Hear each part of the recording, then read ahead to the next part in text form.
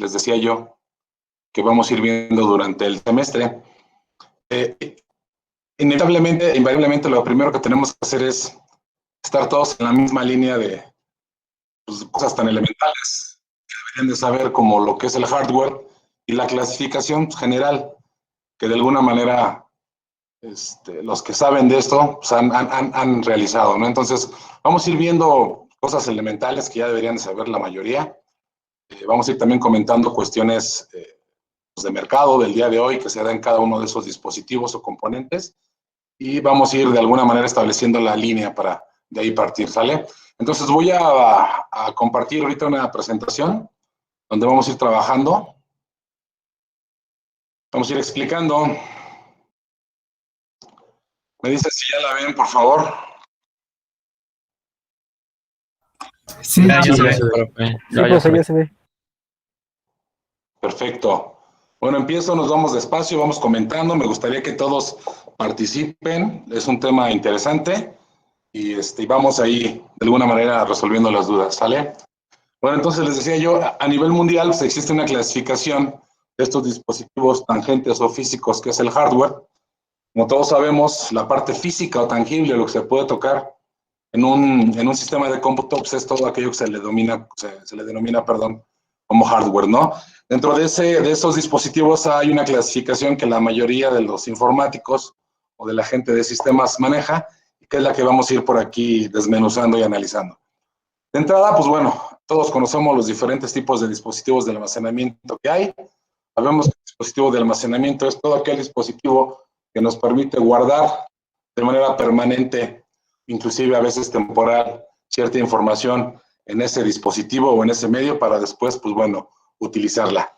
Y ahí que, bueno, como comenta ahí la lámina, pues hay diferentes dispositivos para hacer esto, ¿no?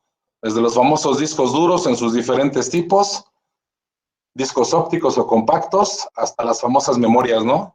SD, micro SD, hay unas ya nano SD, en fin, cuestiones de ese tipo. Entonces, antes de seguir adelante, me gustaría que comentáramos, por ejemplo, a ver, ¿quién sabe cuáles son las diferentes capacidades que existen hoy en día en las memorias USB comerciales? Yo, profesor. Pues 16. Espérenme, por orden. Eliam, luego 32. Ajá, y luego creo que fue Harold, ¿no? Vale, venga. Bueno, pues hay diferentes tipos de almacenamientos. Creo que hay hasta, no sé si hay USBs con terabytes, pero lo que se ha visto hasta ahorita son terabytes, por lo que tengo yo información. Es correcto, Eliam. A ver, ayúdale, Yo le ayudo. Del Castillo. Sí, Pues del sí, ¿no? Castillo. Son las diferentes medidas que, bueno, hay de 1, de medio giga, de 4, de 16, de 64, por ejemplo. Y se podría decir que las diferentes, como unidades serían gigas, bytes, y teras y gigabytes, ¿no? Ok. Harold, ayúdales.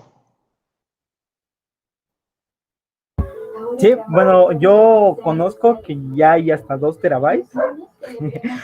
Es lo máximo que han llegado, por decirlo así, las SDs. Y la mínima que es de 417 megabytes. Ok. Son las Efectivamente. Correcto, Harold. Efectivamente, hay diferentes medidas. Hablamos de las memorias, todavía estamos en las USB, todavía no migramos a las SD. Ha habido diferentes tamaños a lo largo del tiempo y del desarrollo de estos dispositivos. Por ejemplo, al principio cuando recién salían al mercado, me acuerdo que había hasta como decían hace rato, de 1 y de 2 gigas, ¿no? Que ya en ese tiempo para nosotros se nos hacía bastante lo que podía almacenar, ¿no? Pero hoy en día podemos encontrar en el mercado memorias USB en su almacenamiento más pequeño, pues por lo menos de unos 16 gigas para arriba, ¿no? Como bien comentaban, hay de 16, de 32, de 64, de 128, de 256, de 1 tera, hay unas de 2 teras, que bueno, ya en su momento lo veremos, pero todos estos dispositivos tienen tanto ventajas como desventajas cuando hablamos de la capacidad de almacenamiento que tienen. Efectivamente, comercialmente hablando, son los tamaños más comunes que encontramos en el mercado. Ahora, hay 2 marcas que lideran este mercado de memorias USB. A ver, Carla, ¿sabes cuáles son? No, Brian, ayúdale. Por Kingston. favor. Kingston y Adata. Claro. Kingston y Adata o Adata, como muchos lo llaman, perdón, son las dos grandes empresas que dominan este mercado de memorias USB y lamentablemente como muchos dispositivos pues también están en la lucha, ¿no? Por no caer en manos de la piratería. Afortunadamente ya hay muchos comerciantes que son demasiado honestos, ¿no? Y cuando van ustedes a comprar este tipo de dispositivos pues les hablan con la verdad y les dicen, mira, esta es la pirata en Kingston y esta es la original, ¿no? Básicamente, ¿en qué tiene que ver? Por supuesto, el costo. Las memorias, obviamente, piratas están, como cualquier dispositivo, muy baratas, pero la verdad es que en cuanto a rendimiento, pues se descomponen muy rápido, ¿no? Entonces, pues, es muy difícil, la verdad, hoy en día identificar un producto original de uno pirata, porque realmente pues, son tan bien hechas las copias que hasta el empaque es prácticamente idéntico al original, ¿no?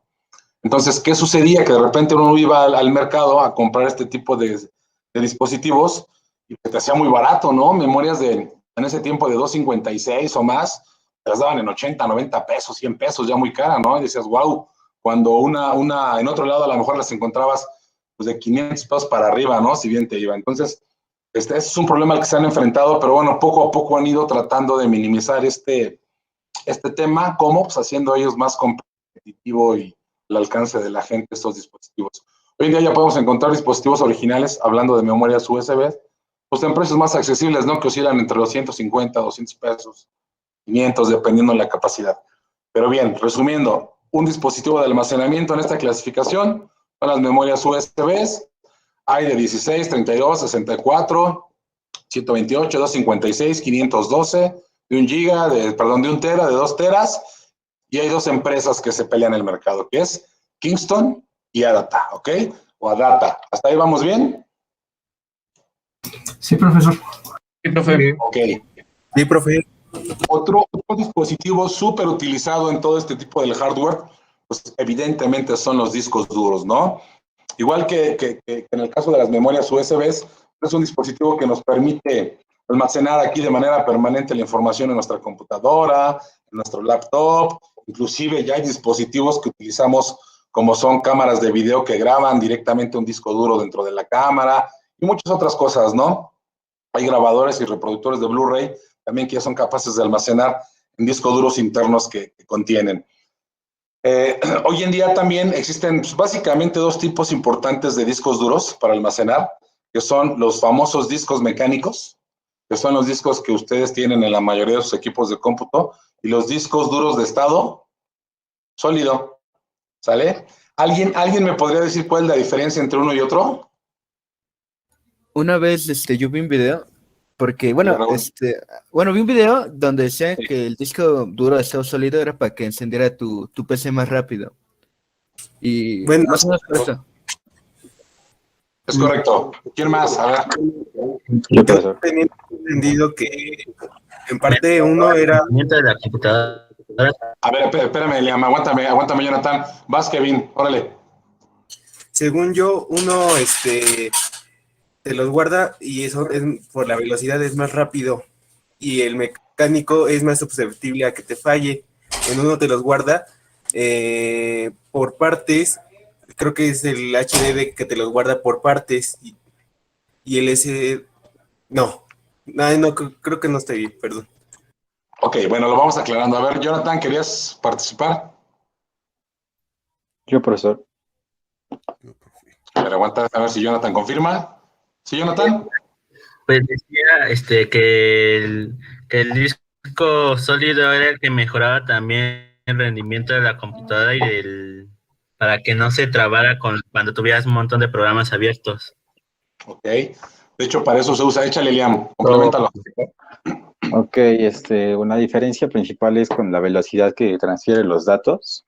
Vamos a poner un ejemplo normal, digamos un video en 4K, un disco duro normal va a tardar un poco en arrancarlo o en reproducir el video, y un estado sólido es más rápida la respuesta de la transferencia de los archivos, así como que te abre los programas rápido, así como los videos, todo este tipo de datos, te los abre rápido, con mayor velocidad. Sí, claro, es la ventaja. ¿Quién más? Alberto, ¿querías participar? ¿O tú, Jersey? Yo quiero, profe. Sí, yo, bueno, Primero mi compañera. Primero, échale, Jersey. Primero Jersey, luego ahorita bueno, vamos con los demás. Dale.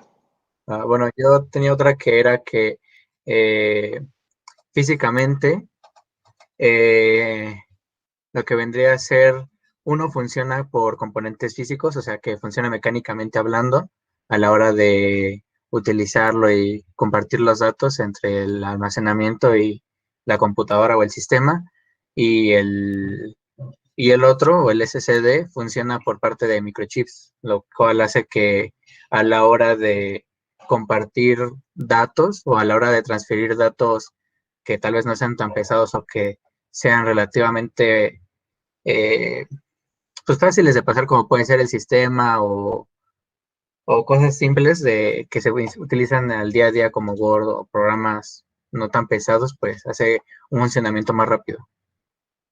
Como gracias a Claro, los así es. microchips. Claro, de hecho, ¿quién más quería complementar o comentar? Yo, Yo también. Espérenme, vamos con Sánchez García Alan, después con Del Castillo. Otro de las características del SSD es que ya no puedes volver a recuperar tus datos si lo borras en la papelera. Y creo que todavía se podía en el convencional. En el mecánico, claro. A ver, Del Castillo. También que el ahorro de energía, ¿no, profe? De que uno gasta un poquito menos de energía y que como no tiene muchas partes mecánicas, es más silencioso y todo eso. Es correcto. También serían los costos, ¿no, profesor? Que Sale Mondragón. ¿Cómo? Es también los costos, ¿no? Los costos, ya que en Estados Unidos es mucho más caro. Sí es. Es correcto. A ver, lo voy a tratar de explicar con manzanas y peras para que igual, de veras, alguien, si no le queda muy bien claro este tema, con mucha confianza, díganlo, sin pena alguna, aquí entre todos les ayudamos, ¿vale? Cuando hablamos de un disco duro mecánico, significa que, como bien comentaban sus compañeros, el funcionamiento de este dispositivo es a través de dispositivos literalmente con engranajes, con la ayuda de electricidad y que literalmente se movían de manera mecánica. Para que tengan una idea clara de cómo funciona un disco mecánico, se ubican los viniles, los discos que antes se utilizaban para reproducir música. ¿Si algunos los llegaron a conocer o no? Ok. Sí. Ven que la superficie del disco estaba formada gracias por surcos, ¿no? Que se alcanzaban a ver. Esos surcos en su interior contenían cierta información que, al ser colocada una aguja a través de un material conductivo como era el diamante o el grafito, era capaz de reproducir lo que contenía y que nosotros oíamos, escuchábamos como música. Bueno, en el disco duro mecánico sucedía igual. No sé si ya han visto alguna vez físicamente un disco duro mecánico. Ese cuadrado rectángulo que contiene el disco realmente es el caparazón o el case que aloja en su interior varios discos como vinilos, uno arriba de otro. Físicamente es eso, donde la información se va guardando en ciertos sectores y pistas en los que son divididos esos discos, como si fueran vinilos. Entonces, cuando esa información se guarda o es consultada, lo que sucede dentro del disco duro es que hay dos cabezas lectoras, como las agujas, decía yo, en aquellos reproductores de vinilos viejos, que se colocan en la parte de arriba y abajo del disco para, a través de campos magnéticos, leer el contenido. Bueno, para poder hacer eso, la cabeza o las cabezas de ese disco duro se tenía que mover tantas veces como sectores o pistas donde estuviera almacenada la información. Entonces, cuando era una información muy grande, ¿qué tenía que hacer la cabeza para empezar a leer y transmitir esa información al sistema? Colocarse en el inicio donde empezaba la información y recorrer toda la pista donde estaba almacenada hasta llegar al final y poder reproducirla o mostrarla en la computadora. Eso imagínenselo cientos o miles de veces al día cada que el sistema hacía una lectura. Eso, como decían, hacía muy lento muchas lecturas o procesamientos dentro de esos discos duros. Entonces, así funcionaba funciona un disco duro mecánico. ¿Cuál es la desventaja de tener un dispositivo mecánico que a la vez tenga un almacenamiento muy grande? Pregunta, ¿cuál es la desventaja? Yo, ¿Va a tardar más en leer los archivos? Que son muy prácticos. ¿Son muy qué? Muy frágiles. A cualquier tipo de vibración o movimiento se pueden echar a perder y perder tu información. Eso es correcto. O sea, de hecho, así sucede cuando ustedes tienen un disco mecánico y le dan un golpe a su computadora, a veces ya no arranca y no saben ni por qué. Seguramente el golpe fue tan fuerte, aunque esas cabezas tienen una holgura sobre el disco, que a la hora de recibir el golpe fue tan fuerte que las cabezas tocaron físicamente la superficie del disco, y entonces, como coloquialmente lo decimos en el argot informático, tu disco duro tiende a aterrizarse. ¿Qué es aterrizarse? Cuando las cabezas físicamente tocan la superficie y sin querer dañan o generan un daño físico a esa superficie. Es correcto, Elian, pero yo preguntaba, cuando yo tengo, entre más tengo un disco duro mecánico grande, me refiero de almacenamiento, ¿qué desventaja tengo? Ya que les expliqué cómo lee y escribe. Que se tarda en más en leer los datos. Así es, Cárdenas, exactamente. Que el trabajo de lectura o escritura es cada vez más tardado. Por eso ahí les decía yo hace rato, ahorita vamos contigo, Jesús, por eso les decía yo hace rato, aunque ya hay medios de almacenamiento pequeños que permiten alojar grandes cantidades de información, no siempre se recomienda, y lo ideal no es que tengan, primero no tiendan a usarlos, y segundo, si los usan, no los llenen al 100. ¿Por qué? Pues porque es más difícil poder recuperar información, y además es más fácil que si extravían un dispositivo pequeño, pues cualquier persona lo puede encontrar y ver su contenido. Hay una regla de almacenamiento, que se la aprendan de aquí en adelante, y que siempre es una regla que nos genera o nos provoca mucha estabilidad y rendimiento en nuestro equipo, que dice que en cualquier disco duro, sea mecánico o de estado sólido, la regla es que siempre debes de tener libre el 30% de la capacidad del disco.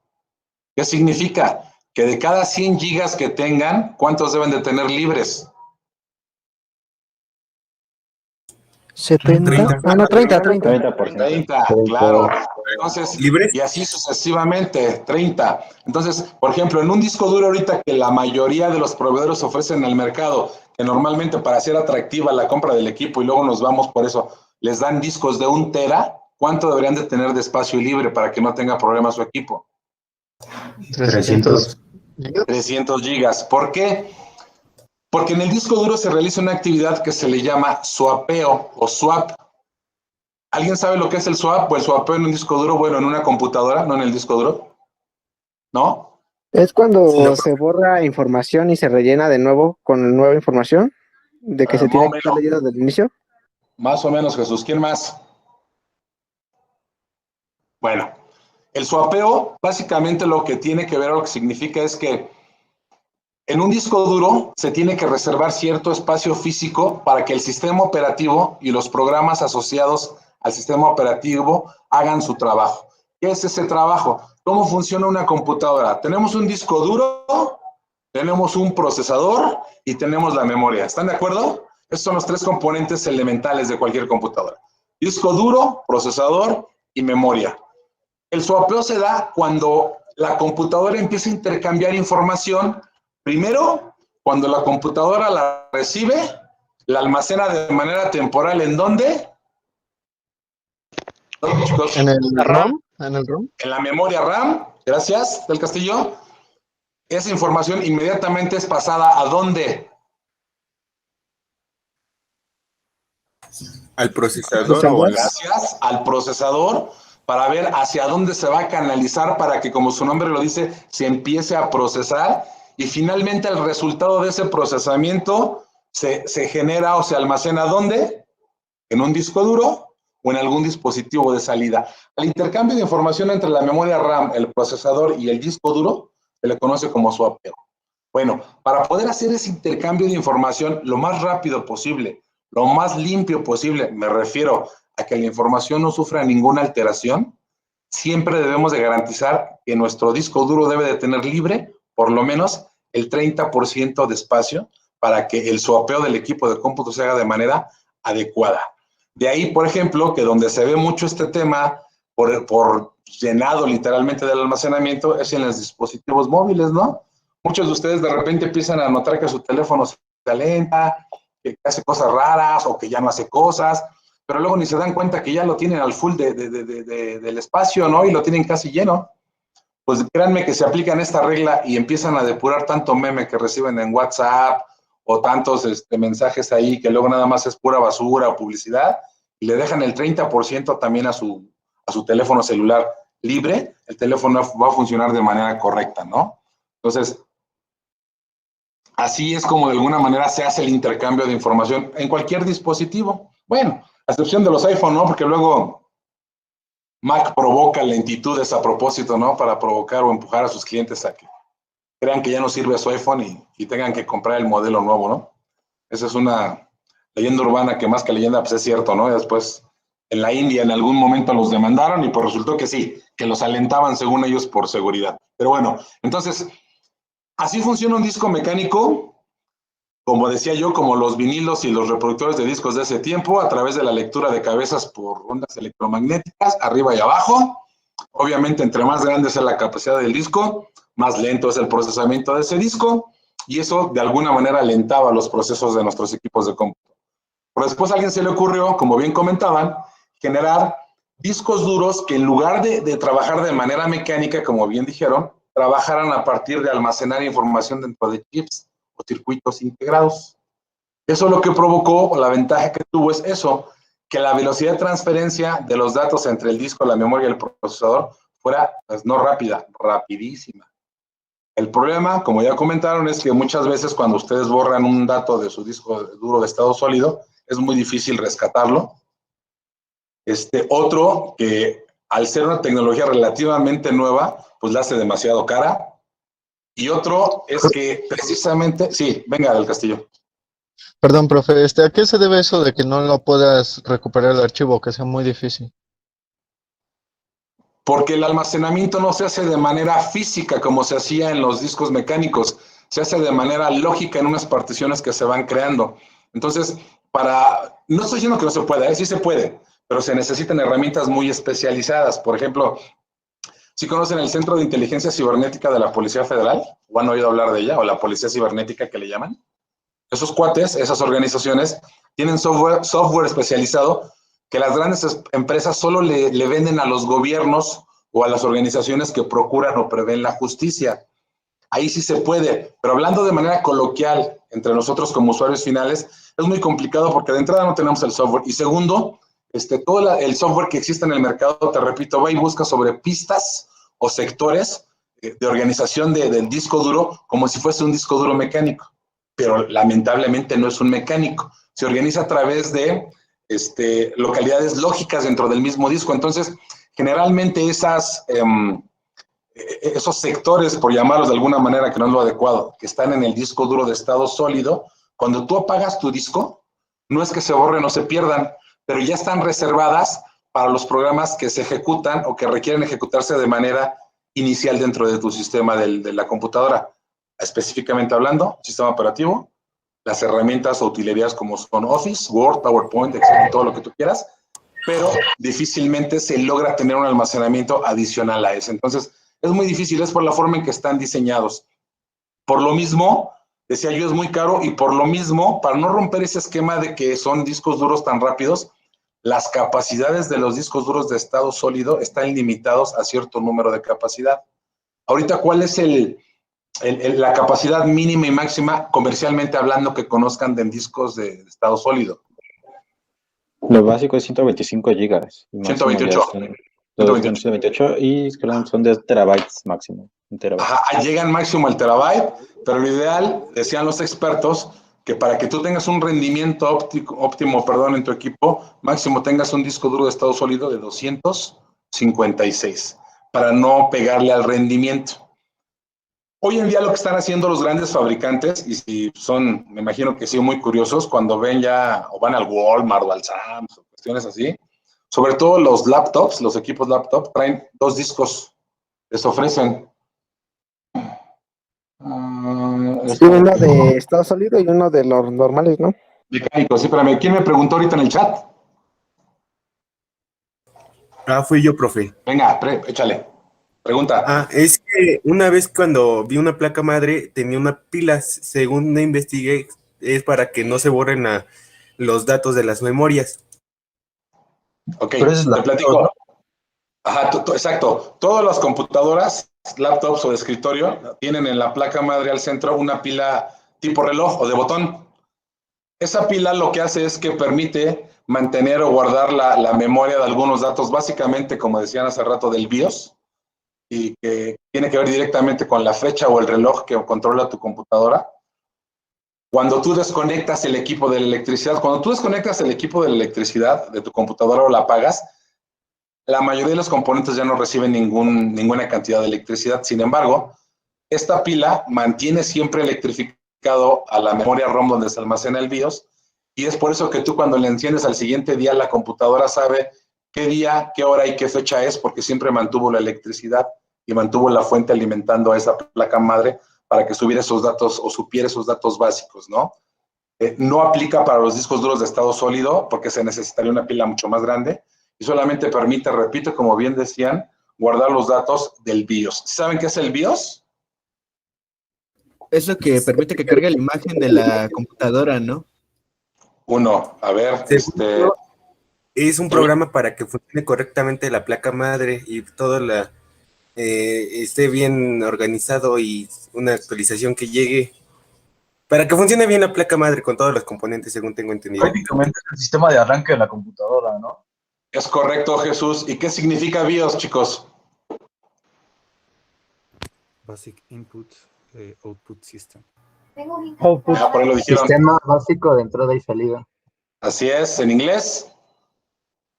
Basic Input Output System. Claro, sistema básico de entrada y de salida, y es quien le dice a la computadora quién arranca primero, quién arranca después, cuáles son los servicios que tiene que cargar cuando se inicia un programa, cuáles no, cuál es la dirección IP de tu equipo, cuál es la hora, cuál es la fecha, cómo se llama tu disco duro, bla, bla, bla, bla. Es quien le recuerda al sistema todo el orden que debe de seguir al momento de arrancar o de prender, ¿sale?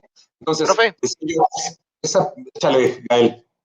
¿Es cierto que si mientras estás actualizando tu BIOS y se va la luz, ya valió la tarjeta madre? No valió, pero se puede dañar el BIOS, más que la tarjeta, el sistema como tal básico. ¿Qué tendrías que hacer? Reparar o regenerar ese sistema de arranque o ese BIOS. La mayoría de los proveedores en su página siempre tienen actualizaciones del BIOS o herramientas para reparar el BIOS. Entonces, hay algunos procedimientos muy específicos que dependiendo de la marca se pueden hacer, pero respondiendo, sí. Si se te llega a ir la luz, puede sufrir un daño fuerte el BIOS. No te estoy diciendo que no, se llegan a dañar a veces por esa descarga o esa variación en la corriente, la memoria o el disco duro de tu equipo. Pero es muy difícil que pase, pero sí llega a pasar. ¿Mande? Por eso no solo es cuando se está actualizando la BIOS. ¿Algún bajón de luz? Otra vez. ¿No se supone que solo es cuando se está actualizando la BIOS? Cuando te da un bajón de luz, ¿no normal?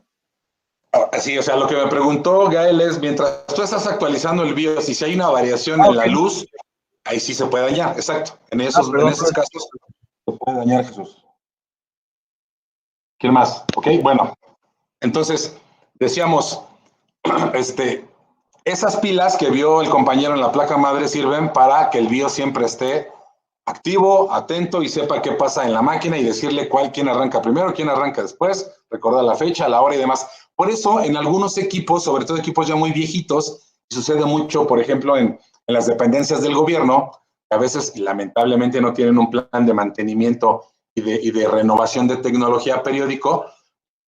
Mucha gente luego se dice, híjole, es que el reloj de mi computadora está atrasado, tiene una hora menos, tiene media hora menos, tiene la fecha de ayer. Pues eso significa que la pila de la placa madre o de la motherboard, como se llama en inglés, pues ya está baja de carga y no le da la suficiente electricidad al BIOS para poder recordar esos datos. Y lo que hace, o el efecto que vemos nosotros, es que se va atrasando como un reloj normal que usa pilas, ¿sale? Entonces, eso es lo que, para eso sirve la pila de la placa madre. Decíamos, en el caso de los discos duros no aplica porque para lograr eso tendrían que tener una alimentación propia y una pila más grande.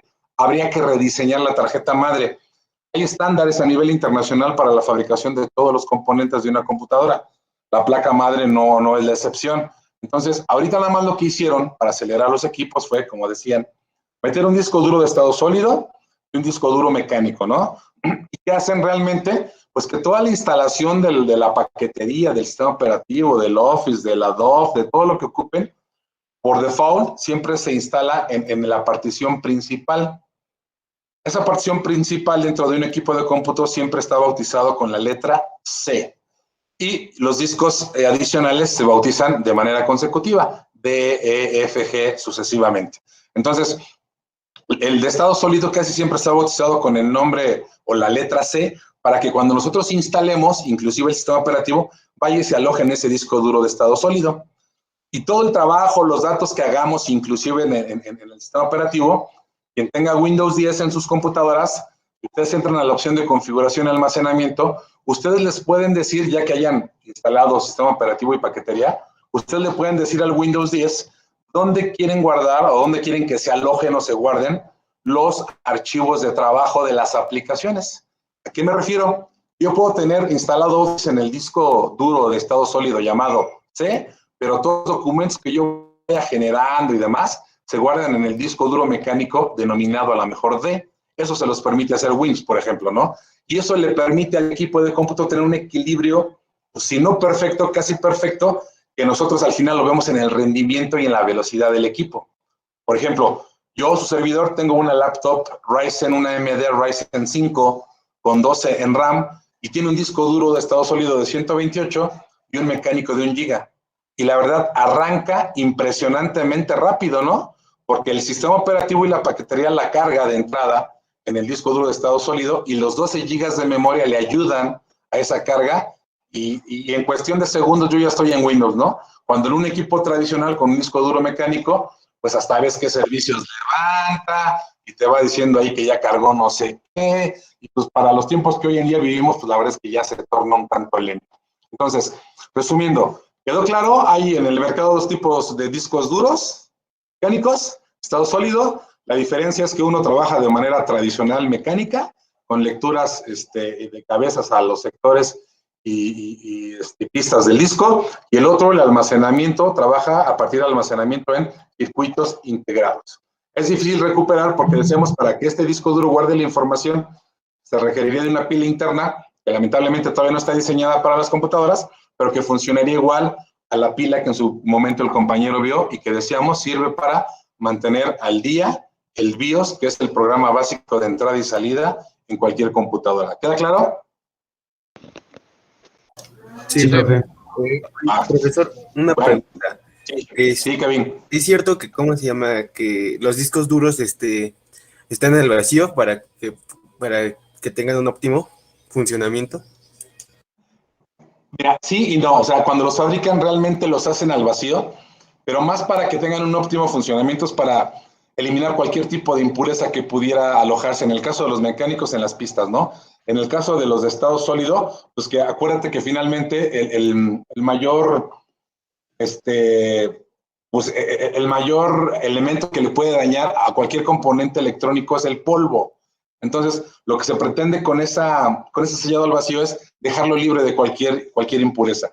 Lo que yo te puedo decir, porque lo he hecho, es que no el de estado sólido, pero por ejemplo un disco tradicional mecánico en una laptop, cuando se te llega a dañar una laptop, tú lo quitas de su carcasa que viene al vacío, lo desatornillas y lo abres literalmente, y en el mercado te venden unas cubiertas que se llaman case, y esos case vienen del tamaño que sea tu disco duro. La mayoría de los case son de 2.5 pulgadas, y traen la peineta o el conector que trae normalmente un disco duro cuando lo conectas en la laptop.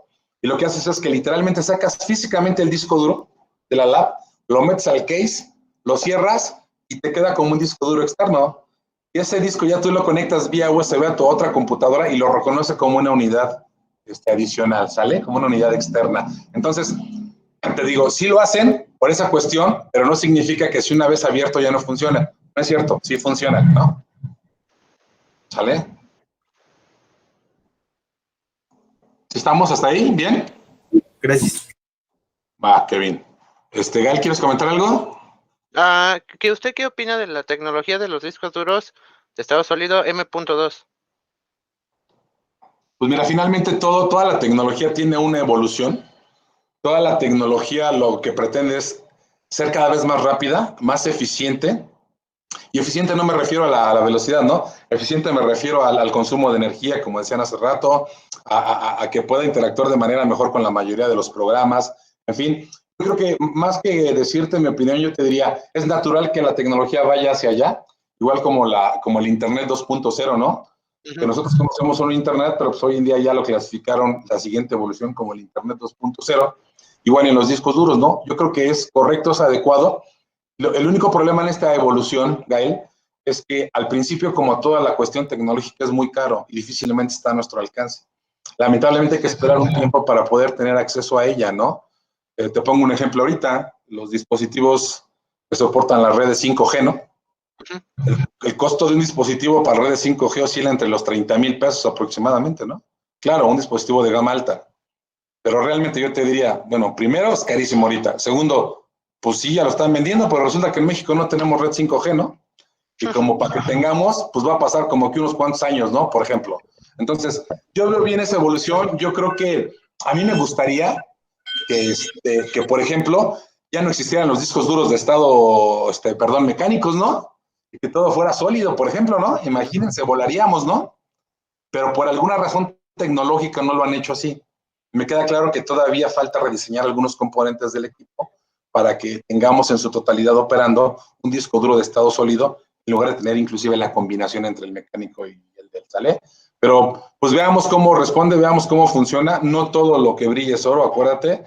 Yo me acuerdo cuando hablando de teléfonos celulares, en todo el mundo ya se hablaba de la red 5G, y aquí en México, pues como no tenemos infraestructura, pues para que no nos sintiéramos tan mal, a Telcel se le ocurrió decir que teníamos la red 4.5G. Dices, ay, ¿a poco existe, no? Pero pues ya, nos dijeron eso para que no nos sintiéramos tan mal. Lo que hicieron fue meterle un poquito más de velocidad. ¿Qué pasó, Liam? Según yo, bueno, lo que es Easy ya maneja lo que es la red 5G de velocidad en sus modems. Y hay celulares accesibles en 5G. Tiempo. No nos confundamos. Y lo mismo me preguntó un colega hace unos días, porque estábamos hablando de los proveedores de Internet, y me decía, es que yo ya vi un módem de Telmex que ya tiene red 5G. Le dije, no, amigo, no te confundas. Y no se confundan ustedes. No es red 5G. Todos los módems o ruteadores que ustedes utilizan o que les da el proveedor que les da el servicio de Internet, originalmente y tradicionalmente manejaban una frecuencia de red inalámbrica que operaba o que opera bajo los 2.4 GHz. Hoy en día hay dispositivos módems o ruteadores que se les llaman dispositivos duales. ¿Qué significa? Que tienen la capacidad de soportar dos diferentes bandas para la parte inalámbrica. Una, la tradicional, que es la de 2.4, que hasta los teléfonos inalámbricos funcionan en esa frecuencia, y la nueva, la banda de 5 GHz, pero esa no es una red 5G, es una frecuencia para la parte inalámbrica que está en ese segmento de los 5 GHz, repito, no es red 5G, eso es otro tema. Y eso que permite que algunos dispositivos muy nuevos como teléfonos celulares, como módems, como computadoras, laptops, tabletas, tienen la capacidad de trabajar en esa frecuencia, y de las grandes ventajas que tiene a diferencia del 2.4 es eso, que tiene más estabilidad, tiene un poco más de velocidad y pues simplemente es la evolución del 2.4. ¿Sí me explico? Pero no se confundan, chicos, no es red 5G. Red 5G hablamos de descargar datos 100 veces más rápido de lo que ahorita descargan. Red 5G estamos hablando de tener videoconferencias con literalmente hologramas de su imagen y el otro lo ve. Red 5G es manejar vehículos autónomos que se manejen solos y sin necesidad de la intervención del ser humano. ¿Sí me explico? Cuando hablo de red 5G, hablo de red celular, ¿vale? ¿Quedó claro? ¿Quién me comentó eso de los 5 GHz? ¿De Easy? Sí, quedó claro, profe. Está bien. Sí, Liam, no te me confundas. No, y está bien, de eso se trata. Sí. Entonces eso del atraso que tenemos aquí en México, pues es lo del atraso tecnológico que siempre ha existido, ¿no? Que siempre dicen que es de 4 años. Y aparte, eso del 5G sería más por publicidad, por así decirlo, para que te la creas, ¿o cómo? Pues mira, 5G como tal, la verdad es que va a tener un beneficio enorme a nivel mundial. Primero, siempre y cuando exista la infraestructura. ¿Pero qué crees? Meter infraestructura 5G es lo más caro del mundo que hay ahorita. Segundo, al tú meter la infraestructura en 5G, ¿qué tendrías que hacer para que los dispositivos jalen? Pues, no sé, renovar toda la infraestructura de los celulares. Claro, o sea, todos los celulares, y no celulares nada más, todos los dispositivos que se conectan a una red deberían de tener la capacidad de conectarse a la red 5G. Si ahorita de repente nos dijeran el día de mañana, ¿qué creen? ¿Ya hay 5G? Pues, ¿qué crees? Que nuestros equipos no jalarían, no se podrían conectar, ¿no? Porque no tienen esa capacidad. Entonces, cuando todas esas condiciones estén dadas y realmente se pueda, pues yo creo que va a ser un beneficio muy grande para el mundo. El problema está en que, hijo, ya me estoy saliendo un poquito porque ese es tema de la otra clase de estudio mundial, pero es bien interesante. El problema en ese tipo de tecnología, hablando de la parte de comunicaciones, es que es una tecnología que ha estado en controversia mucho tiempo, porque así como hay estudios que te dicen que te puede beneficiar, así, el líquido de las rodillas, ándale, es lo que dice Harold, ¿no? Que te roban el líquido de las rodillas, pues algo parecido. Así como te puede beneficiar tecnológicamente hablando, hay muchos estudios que han hecho que afecta mucho al ser humano y a muchos animales. Han hecho pruebas, han echado a andar antenas de red 5G y ha habido parvadas de ¿los qué dice? También, muchos animales, sobre todo aves, han muerto, se han desorientado. Manadas de vacas en Suiza, cuando fueron a hacer una prueba con una antena, pues literalmente algo pasó con esas vacas, cuando prendieron la red 5G, se despeñaron y todas fueron al barranco. Entonces, hay una controversia muy fuerte, ¿no? De hecho, desde que salió el Wi-Fi en el mundo, hay estudios que demuestran, supuestamente, no me consta, pero bueno, ellos son los expertos, que dicen que el estar en contacto demasiado tiempo con tu ruteador o el módem que tienes en casa, después de ciertos años, te genera cáncer al ser humano. Entonces, ¿a qué voy? O sea, no creo que sea de publicidad. Yo creo que sí tiene un beneficio. Yo creo que más bien, como está esa lucha tan fuerte del poder por el poder a nivel mundial, porque también es tema de la otra clase, pero pues todos sabemos que el pleito que se aventó Estados Unidos con Huawei no fue porque los estuvieran espiando, ¿no? Realmente ahí el poder por el poder era quien controlaba en el futuro la red 5G. ¿Por qué? Pues porque es una industria que va a representar ingresos a quien la domine, a quien sea el dueño, pues de más de $1,000 millones anuales, ¿no? O sea, entonces es una empresa muy lucrativa que genera esos pleitos a nivel mundial. Entonces, repito, yo no creo que sea una publicidad, yo creo que puede ser muy benéfico para todos, pero para que eso suceda del Castillo a nivel mundial, híjole, van a pasar muchos años, ¿eh? Desde que yo oí que la red 5G ya estaba en planes, hablaban de que se iba a echar a volar por ahí del 2020. Y pues vino a mitad de pandemia y ya no podemos, ¿no? Bueno, hablando de los grandes países. ¿Qué países ya la usan? Pues en Madrid, específicamente hablando, operando con red 5G, ¿no? En algunos países europeos. Pero bueno, ¿quién más? ¿Alguien quiere comentar? Profesor. Está bueno este tema. Dale, Jesús. Yo recuerdo que en la vocacional llevé una materia que se llamaba redes de datos y antenas satelitales, algo así. Tienes que hablaban, bueno, nos dejaron una tarea de los acuerdos mundiales que tenían en telecomunicaciones. Y se supone que hay un acuerdo en el cual el año 22 tiene que estar cubierto el país, bueno, todos los países, en un 80% con red 5G. ¿Qué tan cierto es eso? Bueno, lo vi. Mira, lo único que te puedo decir, porque no sé exactamente a qué acuerdo o qué ley se refieran, pero hablando del famoso Tratado de Libre Comercio, ¿se acuerdan? Que México ahora con Trump y con Canadá, al final lo desecharon y ya lo bautizaron con otro nombre, pero finalmente es un tratado entre los tres países. Lo que sí te puedo decir que en ese tratado hay un acuerdo donde, por lo menos en el caso de nosotros de México, no podemos desarrollar, crear, inventar o comercializar cualquier tipo de tecnología que tenga que ver con el desarrollo de software o de comunicaciones. ¿A poco lo sabían ustedes? Pues muchos no lo sabemos. Fíjate, Kevin sí lo sabía. ¿Y qué significa eso? Que México, aunque tengamos buenos ingenieros, buenos desarrolladores, buenas empresas, por ese simple acuerdo del tratado no podemos hacer nada y estamos atados de manos. Es decir, nos volvemos unos consumidores cautivos de las grandes empresas que están tomando el control de eso, que básicamente es Estados Unidos y China. ¿Vale? Entonces, habría que analizarlo. Si puedes tener un poco más de detalles de de qué acuerdo se trata, Jesús, pues podríamos platicarlo. Pero en el caso del famoso Tratado de Libre Comercio, que ahora se llama el TEMEC, o no sé cómo le pusieron, pues ahí Es un estamos acuerdo tratados. que es mundial y que es del acuerdo de... es que no me acuerdo cómo se llama el acuerdo, pero es algo de acuerdo, pero mundial de telecomunicaciones, algo así. Bueno, vamos a hacer una cosa, investígalo bien y lo comentamos en la siguiente clase, ¿te parece? Ya nos dices el nombre, si puedes, el puro nombre lo tienes antes, lo publicas, o nos dices ahí en el Classroom, y todos lo comentamos en la siguiente clase, ¿te parece? Sí, estoy bien. Va, ok. ¿Algún otro comentario?